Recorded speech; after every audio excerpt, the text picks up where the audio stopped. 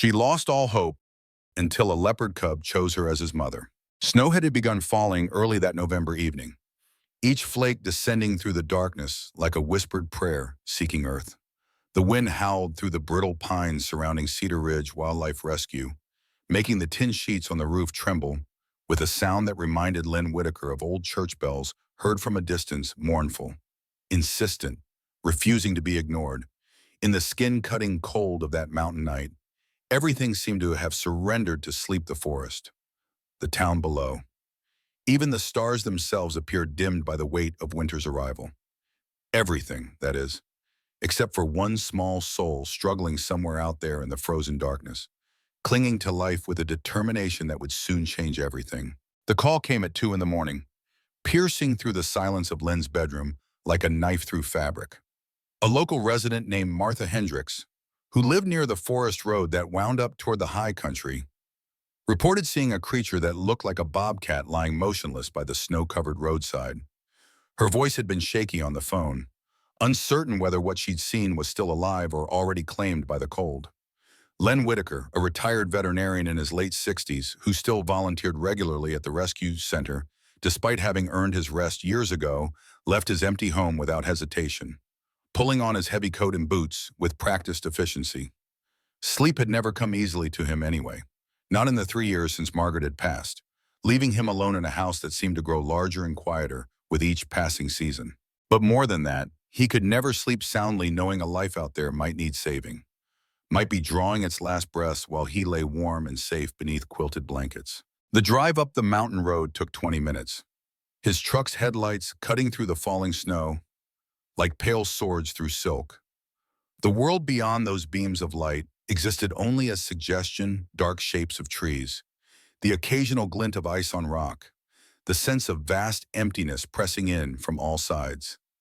When he arrived at the location Martha had described, Len pulled over carefully, his headlights sweeping across the bare winter trees before coming to rest on something small and still at the roadside.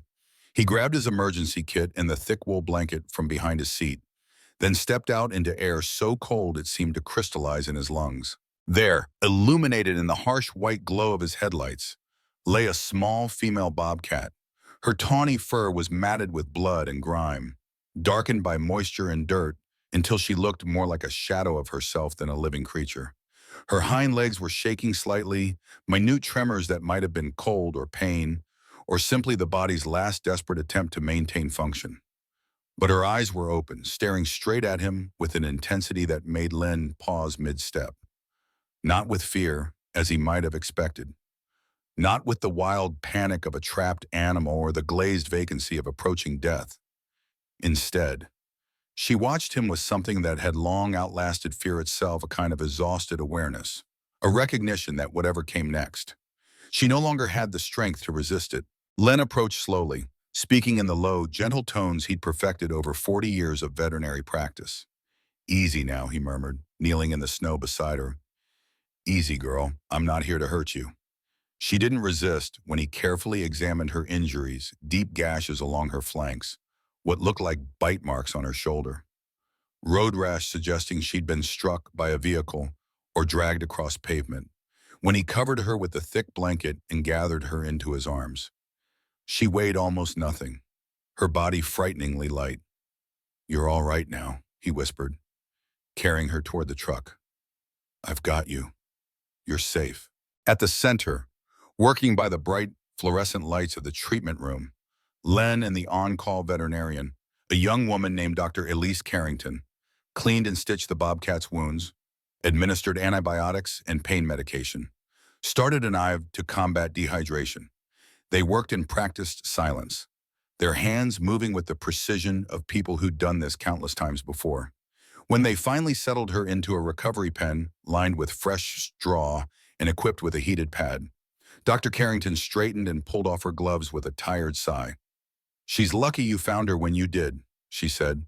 "Another hour out there, and we'd be having a very different conversation." Len named her Maybell, a name that carried within it the wish that she might one day find her own spring, her own season of renewal and blooming. For the first 3 days, Maybell barely moved from the corner of her pen where she'd been placed.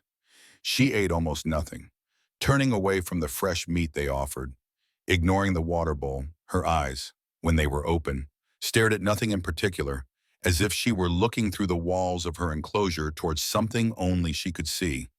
The staff checked on her regularly, monitoring her vitals, adjusting her medication, speaking softly to her through the bars. But she remained withdrawn, barely acknowledging their presence. Then, on the fourth morning, everything changed. Len arrived at dawn to find the night supervisor, a grizzled, former park ranger named Tom Brewster, standing outside Maybell's pen with his arms crossed and a troubled expression on his weathered face. "You need to see this," Tom said simply, stepping aside. Maybell had gone wild. She hurled herself at the wooden pen walls with a force that seemed impossible for such a small, injured creature, her claws gouging deep marks into the timber. She bit at the metal bars until her gums bled, slammed her frail body against the reinforced door again and again, as if she might break everything apart through sheer determination. But strangest of all, she didn't snarl at the people who approached to check on her. Instead, she snarled at the wind that crept through the gaps in the walls, at the darkness that lingered in the corners, at herself reflected in the water bowl. Every gaze cast upon her seemed to echo back from somewhere deep and damaged, from a lost soul that had looked into an abyss and found something there worth fighting to return to. "She's going to hurt herself worse," Tom said, watching with concern as Maybell threw herself against the bars once more. "Should we sedate her?" Len shook his head slowly, his eyes never leaving the desperate bobcat. "No," he said quietly. "She's not trying to escape. She's trying to get back to something." He didn't know then how right he was, didn't understand the truth that drove Maybell's frantic attempts to break free, but something in her eyes, in the particular quality of her desperation, told him this wasn't simple fear or pain or confusion. This was purpose.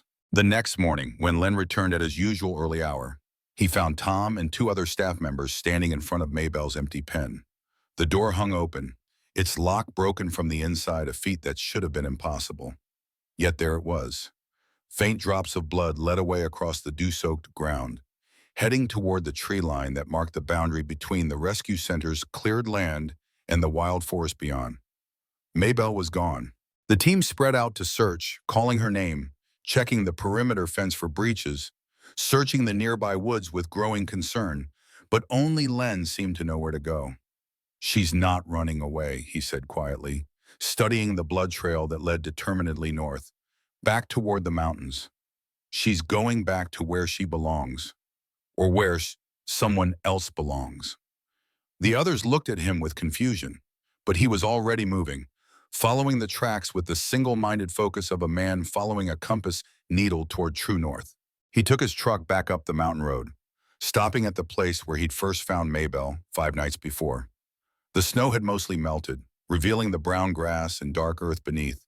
Following the tracks, guided by footage from the forest cameras the Wildlife Management Department had installed throughout the area, and trusting his own instincts born of decades working with injured animals, Len made his way into the forest, 50 yards from the road, inside a fallen hollow tree that had probably been there for years, slowly decomposing back into the earth from which it had grown.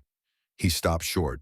There, in the dim hollow illuminated by his flashlight, lay Maybell. She was alert despite her exhaustion, her body curled protectively around something smaller that moved slightly behind her. As Len's light found them, Maybell lifted her head but didn't retreat. Instead, she shifted just enough to reveal what she'd been hiding. A jaguar cub, no more than a few weeks old, lay behind her in the hollow. His fur was dusty and patched with mud, his legs unsteady when he tried to move, his eyes clouded with weakness and dehydration. He didn't snarl or hiss. He was too young, too weak for that. Instead, he just whimpered softly, a sound that was less threat than plea, calling for his mother with a voice that didn't yet know his mother would never answer. Maybell glanced at Len, her amber eyes meeting his for a long moment of what seemed like communication or understanding, then lowered her head and gently licked the cub's forehead with infinite tenderness. "Oh," Len breathed, understanding flooding through him. "Oh, you brave girl, you found him." He called for backup, and within an hour, both animals were carefully transported back to the center. The jaguar cub was immediately taken to the treatment room, where Dr. Carrington examined him with growing concern. Severely dehydrated, malnourished, and probably hypothermic, she reported, starting another IV line, but no major injuries. Someone was keeping him alive out there.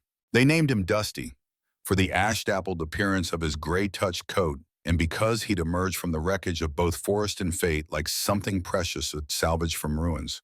Through careful review of footage from the forest cameras positioned throughout the area, they discovered the truth that explained everything and broke the heart of everyone who learned it. 3 days before Len had found Maybell on the road, the cameras had captured a female jaguar rare in these mountains, probably dispersed from a population further south moving through the forest with her cub. Then, in footage that was hard to watch, a group of poachers had appeared, their faces visible enough to later aid in their arrest. They'd shot the mother jaguar, leaving her dying where she fell. But in the minutes before death took her, while the poachers were distracted with their celebration, the mother jaguar had used her last strength to hide her baby inside that hollow log, tucking him deep into the darkness where human eyes might not think to look.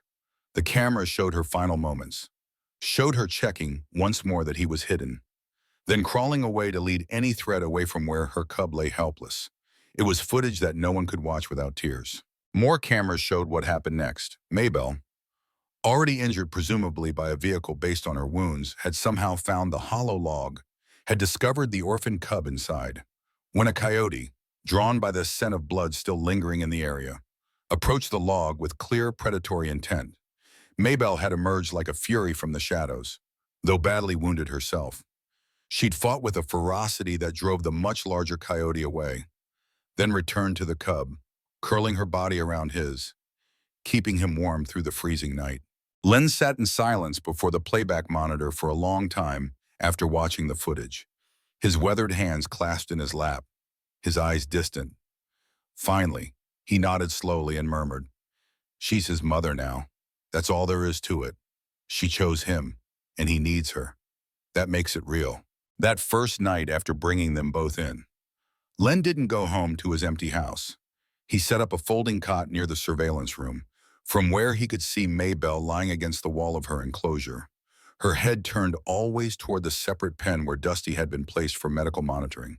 The cub was still weak, trembling despite the heated pad and warm blankets. As the hours passed, Dusty began to twitch and whimper in his sleep, small sounds of distress that made Len's chest tighten with a sympathy each time the cub made those sounds. Maybell lifted her head, her ears swiveling forward, her entire body tensing with alert attention until the sound subsided and Dusty settled again. Days passed in careful routine. Dusty began to eat, tentatively at first. Then with growing enthusiasm as his strength returned, he began to play in brief bursts, batting at a toy someone had placed in his pen, pouncing on his own tail with the uncoordinated enthusiasm of the very young. But every time he was taken out for a medical checkup or treatment, Maybell grew frantic. Once, when Dr. Carrington lifted Dusty out of his pen for examination, and he let out a sharp cry of pain as she touched a tender spot on his leg, Maybell threw herself against the divider that separated their areas, shrieking with a sound unlike anything Len had heard from her before, growling endlessly in a display of protective fury that was both magnificent and heartbreaking. Len had to go in himself that day, ignoring the risks, placing his hand on Maybell's head and speaking to her in the low, calm tones he'd once used with his own frightened children during thunderstorms. "Easy, Maybell. He's okay. We're helping him. He's safe." She stopped her frantic movements at his touch, but her eyes never left the door through which Dusty had been carried, and her muscles remained coiled beneath her fur, ready to spring into action at any moment.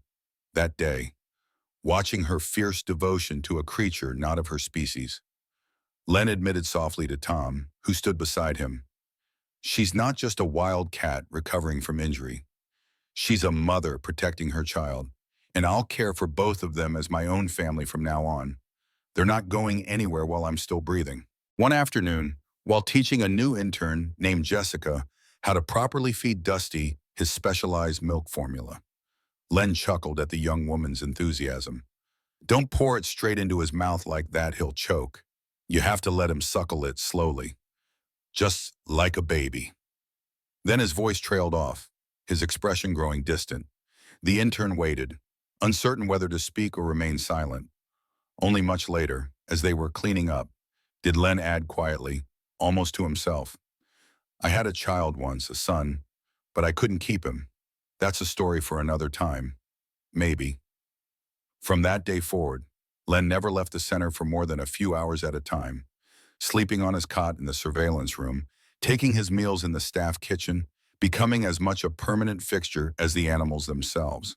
Maybell and Dusty were kept in facing enclosures, separated by reinforced glass that allowed them to see each other clearly while maintaining safety protocols. Every morning, as soon as the first light began to filter through the high windows, Dusty would wake, stretch with the exaggerated movements of the young, then drag his favorite toy, a stuffed bear someone had donated to the glass divider. He'd set the bear down carefully, then sit beside it and wait, his golden eyes fixed on Maybell's pen until she stirred. The surveillance cameras captured him, making a soft, sigh-like call, a unique sound that was neither quite a meow nor a growl. Something entirely his own that he used only when seeking her attention. And Maybell always responded, lifting her head, moving closer to the glass, sometimes pressing her nose against it or licking the smooth surface as if she could somehow groom him through the barrier. Each day, Maybell ate more, her appetite returning as her wounds healed and her strength rebuilt.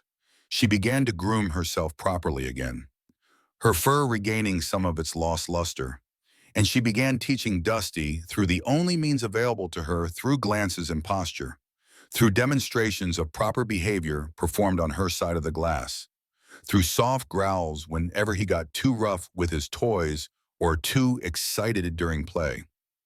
The staff began to notice patterns in their interaction.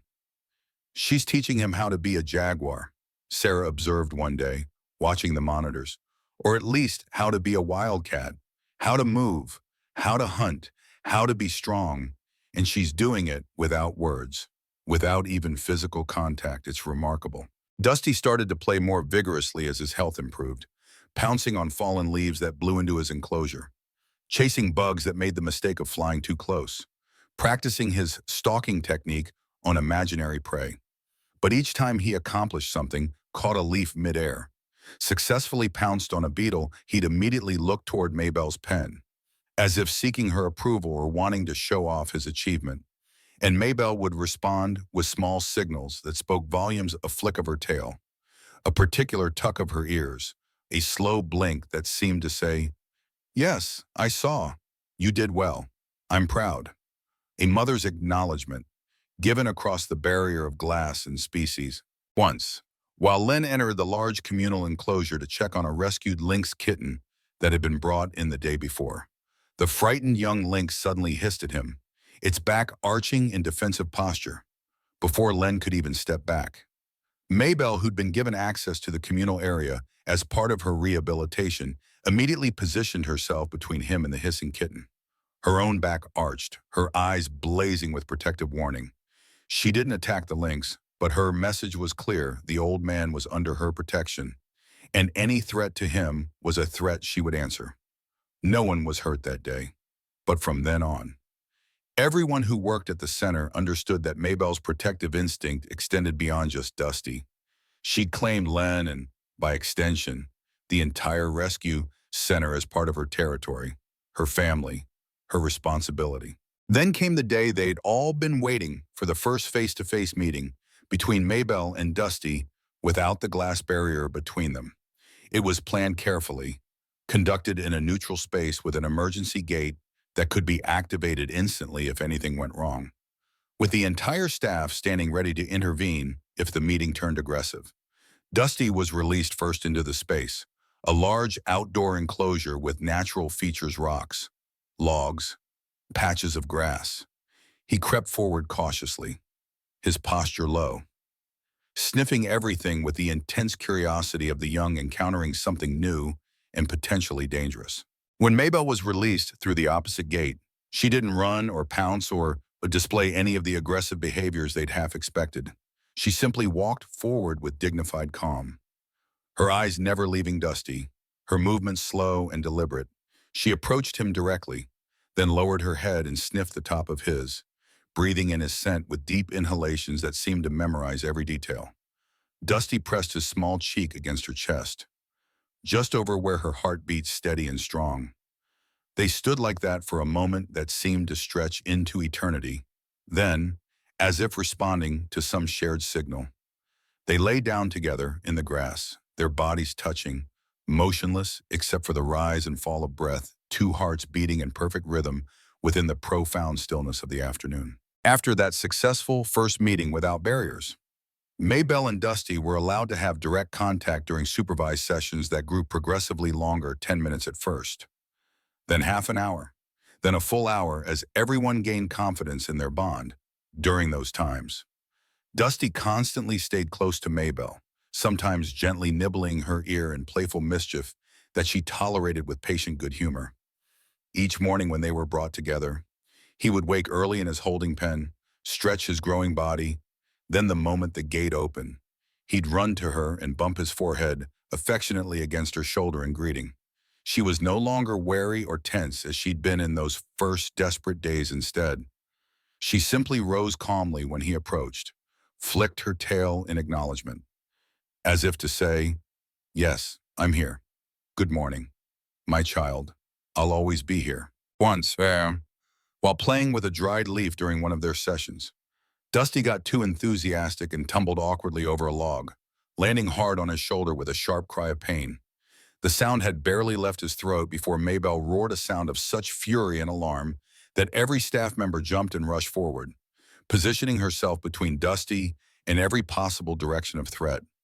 As if an invisible enemy had appeared that only she could sense, she sniffed his shoulder carefully, then began to lick the spot that hurt with gentle, soothing strokes of her rough tongue.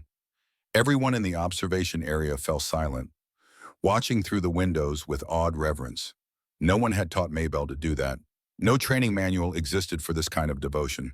But maternal instinct, whether inborn or chosen, needs no teacher, follows no script. Dusty began learning how to climb properly, how to stalk effectively, how to hunt the insects and small creatures that shared their enclosure, all by imitating Maybell's demonstrations. His clumsy leaps and awkward pounces made Len chuckle with genuine delight. "Like watching a toddler learn to walk," he said to Sarah one afternoon, both of them watching through the observation window as Dusty attempted to climb a tree and slid back down for the third time. All determination, no coordination. He'll get there. And after each little success, a successful climb. A caught grasshopper, a proper stalking approach, Dusty would always look back toward Maybell, seeking her reaction. And each time, she had a response ready: a flick of her ears, a swish of her tail, a slow bow of her head. Wordless praise, understood across the boundary of species as clearly as any spoken approval. Then came a day that shook the careful peace they'd built. Dusty needed to be taken for a more advanced medical treatment, a procedure to remove a stubborn parasite that hadn't responded to medication and required minor surgery. It wasn't his first time being taken to the clinic, but this time, he was older, more aware, more conscious of what separation meant.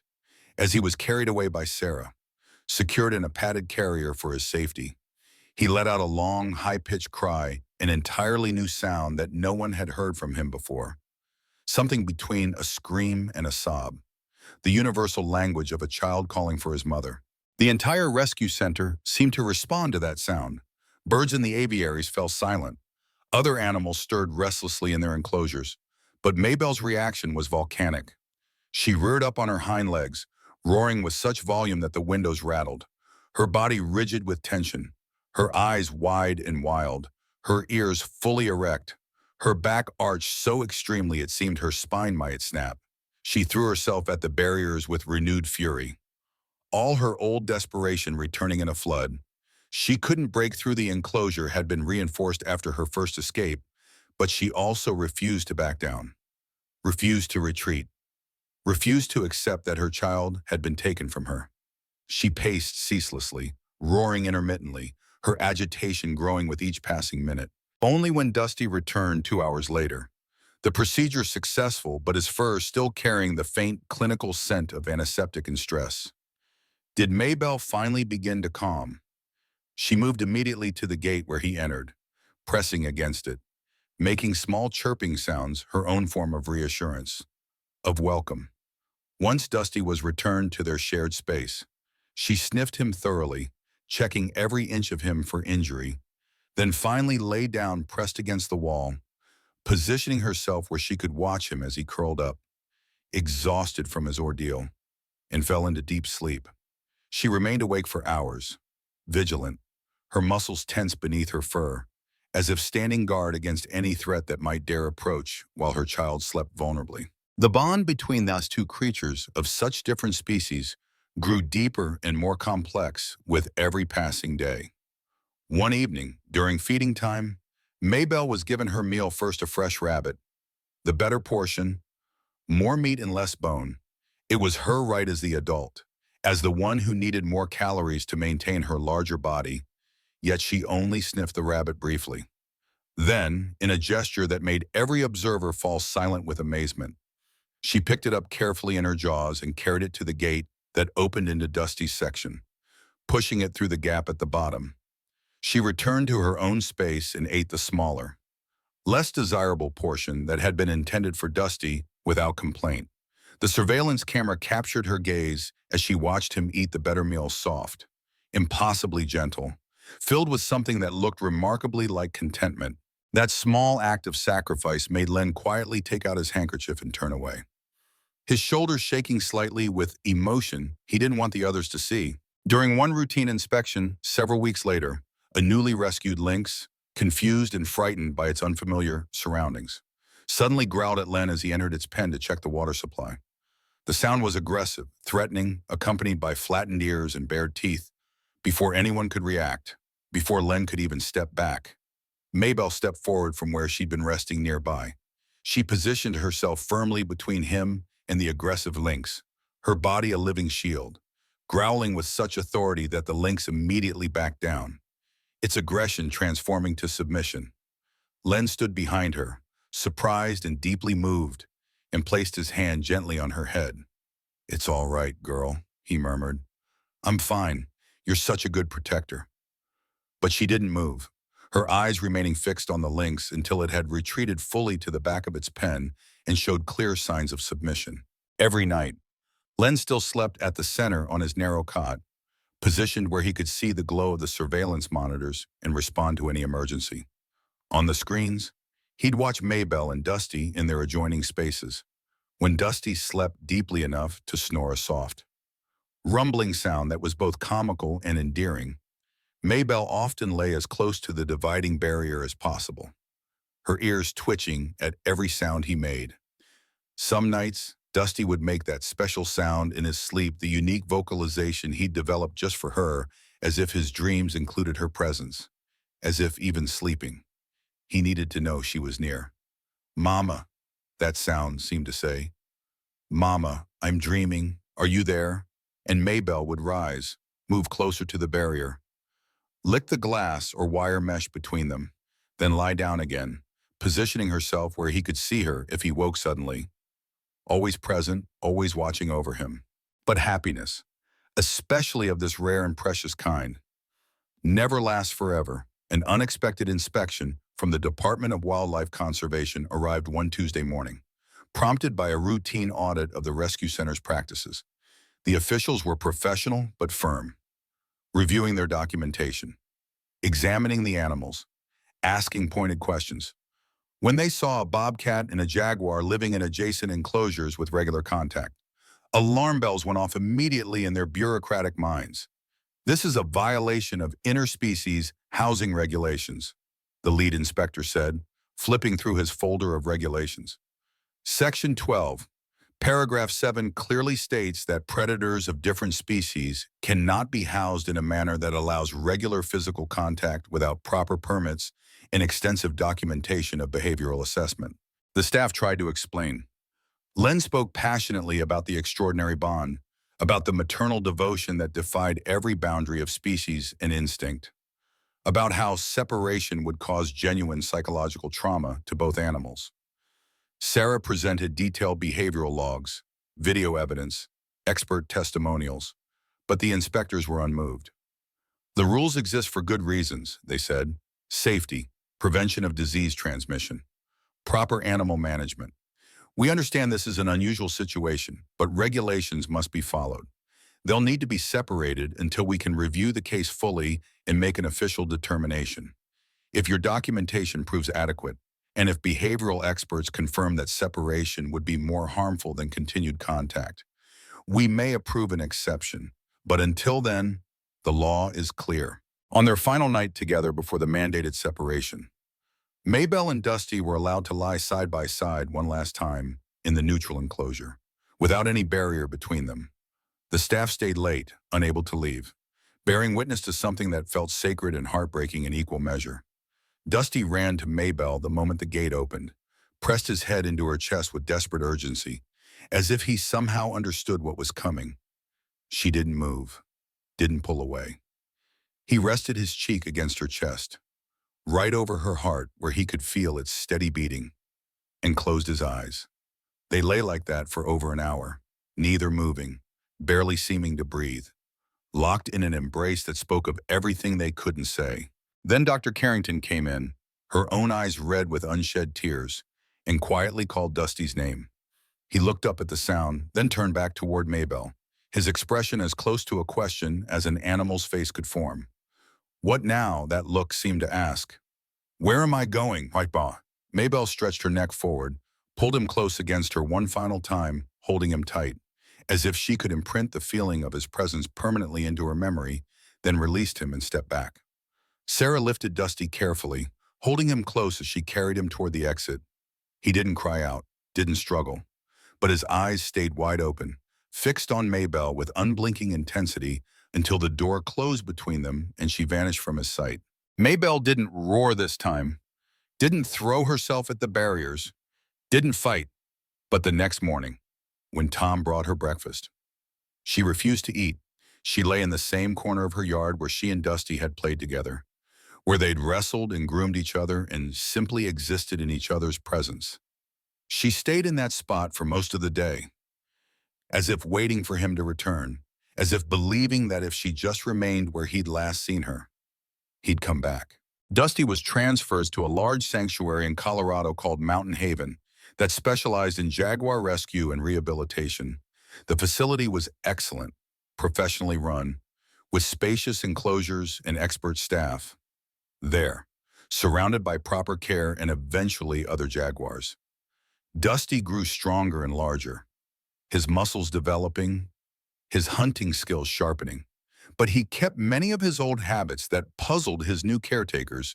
He carried his toys to a specific corner of his pen and arranged them carefully, just as he'd done with his stuffed bear. And sometimes, in his sleep, he'd let out that faint chirping sound, the one that had been only for Maybell, calling for someone who wasn't there to answer. Len sent monthly donations to the sanctuary, always under the name the Whitaker family, though he lived alone. Once, around what would have been Dusty's first birthday, he included a small gray wool scarf that Margaret had knitted years ago, embroidered with a simple paw print pattern she'd stitched one winter. The sanctuary staff placed it in Dusty's sleeping area, uncertain what he'd make of it. He curled up on that scarf and slept there for a week straight, as if it carried some scent or memory he recognized, some comfort he needed. Months passed in separation. Len submitted formal requests for Maybell to visit Dusty, citing animal welfare concerns, presenting mountains of documentation about their bond, gathering letters of support from animal behaviorists across the country. The process was slow, bureaucratic, frustrating. But finally, after 7 months of separation, approval came through for a supervised visit. That day, snow fell softly across the Colorado mountains, covering the sanctuary grounds in fresh white that sparkled under the morning sun. Maybell was transported up in a specialized vehicle, the journey taking hours.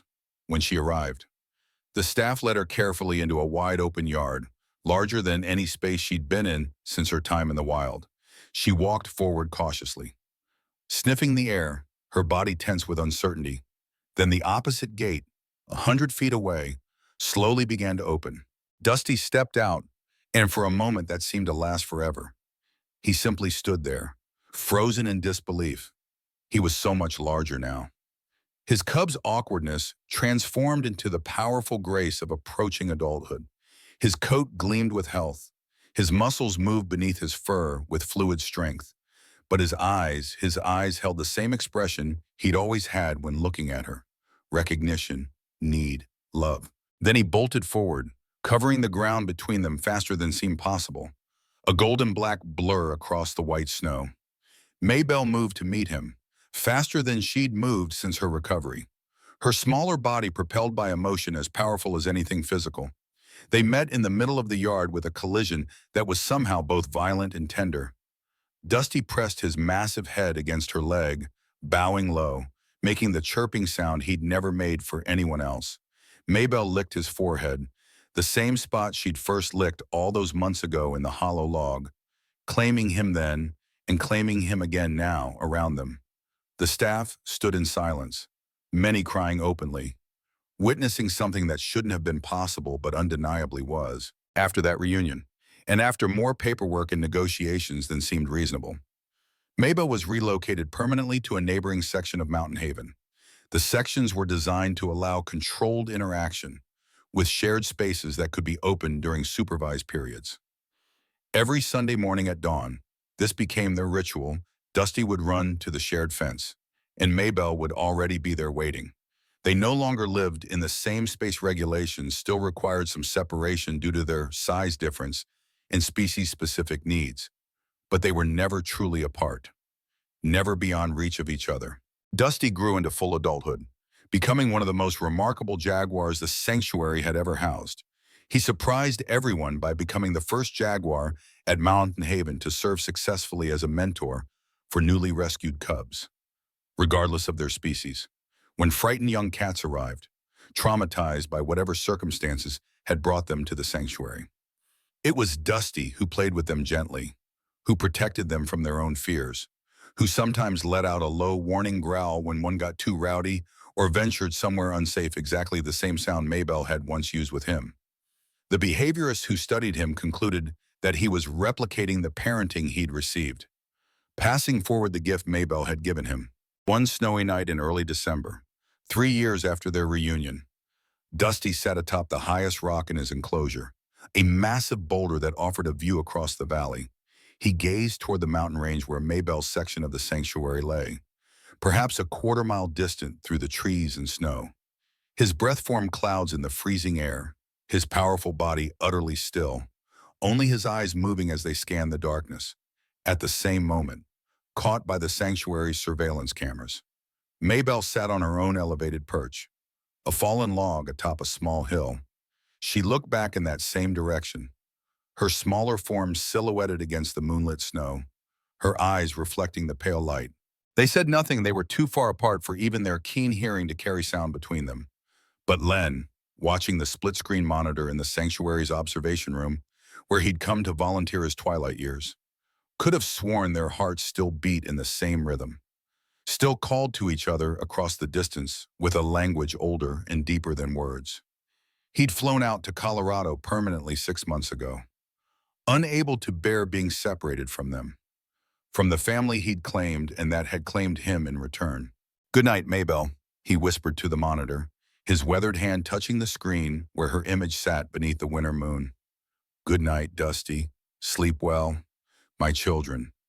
Outside, the snow continued to fall, covering the world in soft silence, and somewhere in that silence, two hearts beat on different species, different sizes, different in every way that biology could measure, but in the ways that mattered, in the bonds that transcended every boundary. They remained forever mother and child, forever family, forever home to each other in a world that hadn't made room for their love, but had been forced, through their sheer determination, to recognize it anyway. Every rescue begins with a heartbeat that refuses to give up. We're grateful you chose to listen to this one. If you'd like to hear more stories like this, a simple like or subscribe means the world to us.